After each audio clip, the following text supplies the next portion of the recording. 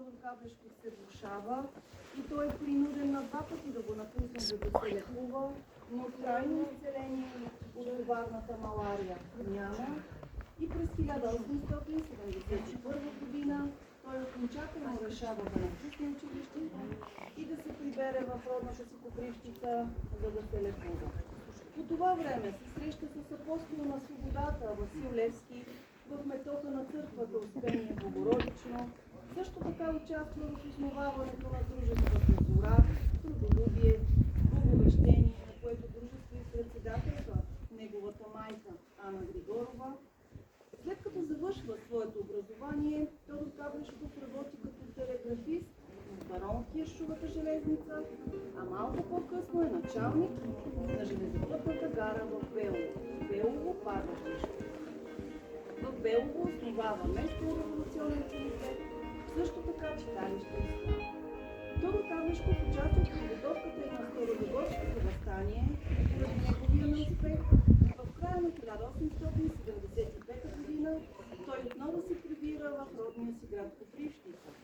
В началото на следващата година, 1876, под ръководството на Георги Венковски, Тодор Каблешков е избран за председател на местния революционен комитет в Копривщица.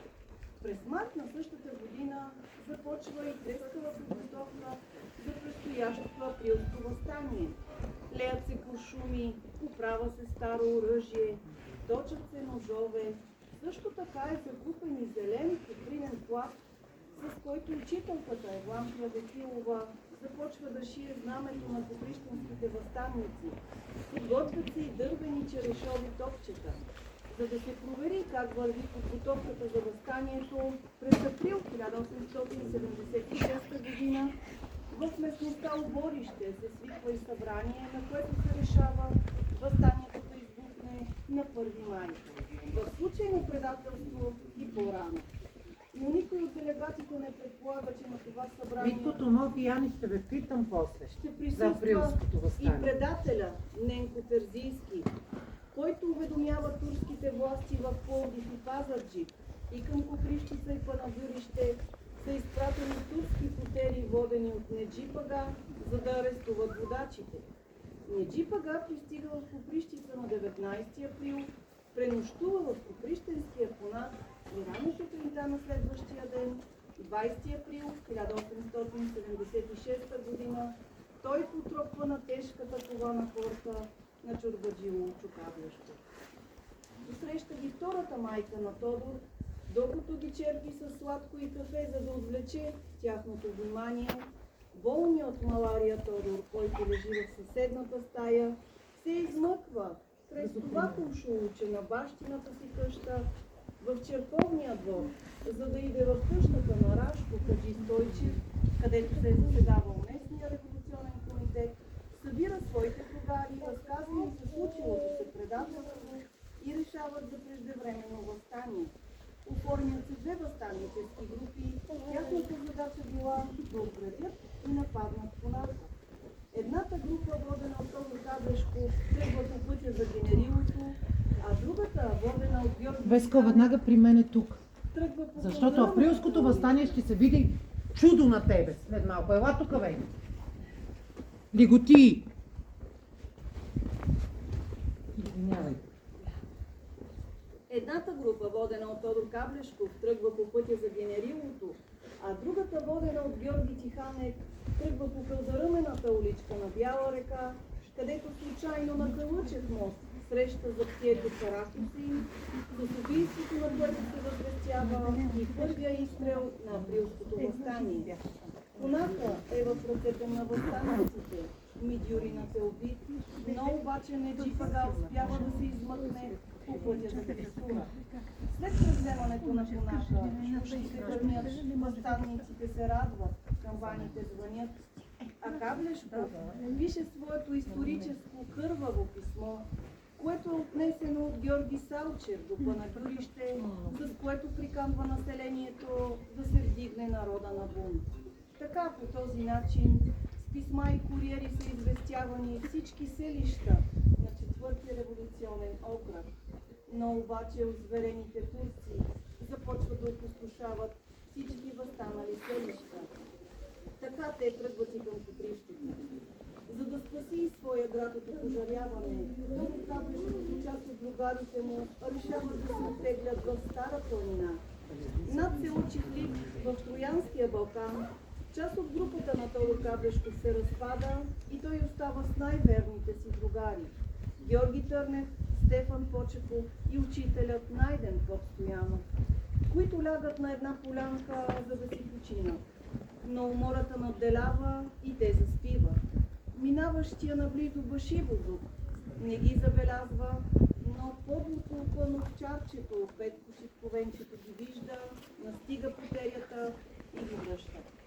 Започва се престрелка, при която Георги Търнев и Стефан Почеков са убити на мястото, а учителят Найден Попстоянов и Тодор Каблешков са заловени живи.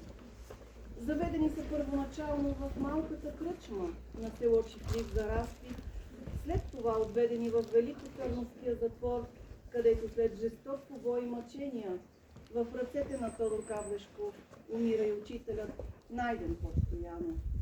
След това конвоят отвежда Тодор Каблешков в Габровския конак, където по нареждане на Селами Паша той е оставен да пренощува в заптийската стая, където късно вечерта той взима пистолета от стената на едно заспало заптие и слага сам край на живота си на 17 юни 1876 година в Габровския конак.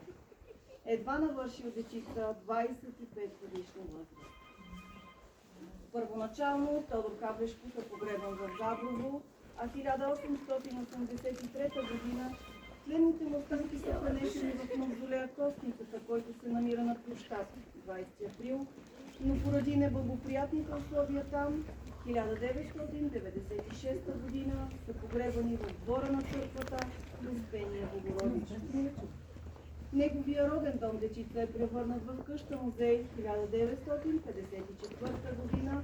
До тогава наследниците са си живяли в къщата и част от нещата, които са останали, са дарени на дирекция на музеите. На първи етаж може да видим типичната битова обстановка, така както семейството си е живяло в средата на 19 век, предимно в зимните месеци, понеже е било по-топло. Може да видим родната стая на Тодор Каблешков, люлчицата му, която е оригиналната, работната стая на жените, удаята или така наречената всекидневна стая, а втория етаж разказва повечето за неговата революционна дейност, свързана с априлското въстание. Може да видим знамето на местния революционен комитет, личното оръжие на Тодор Каблешков, много медали за храброст на копривщинските пълченци, които са си дали живота при боевете при Шипка. Също така и шапката, с която е бил началник на гара Белово. Дечица, благодаря ви за вниманието. Ако имате някакви въпроси, може да ви отговоря. Така, деца, хайде само преди да влезем да го разгледаме, на колко групи трябва да се разделим? На две. На две. Да. Добре. Преди да влезем да разгледаме къщата на Тодор Каблешков, да се наредим тук за една обща снимка всички. Моля. Много сме блогъри. Влади! Елате тук! Къде отивате? Отиваме при госпожата.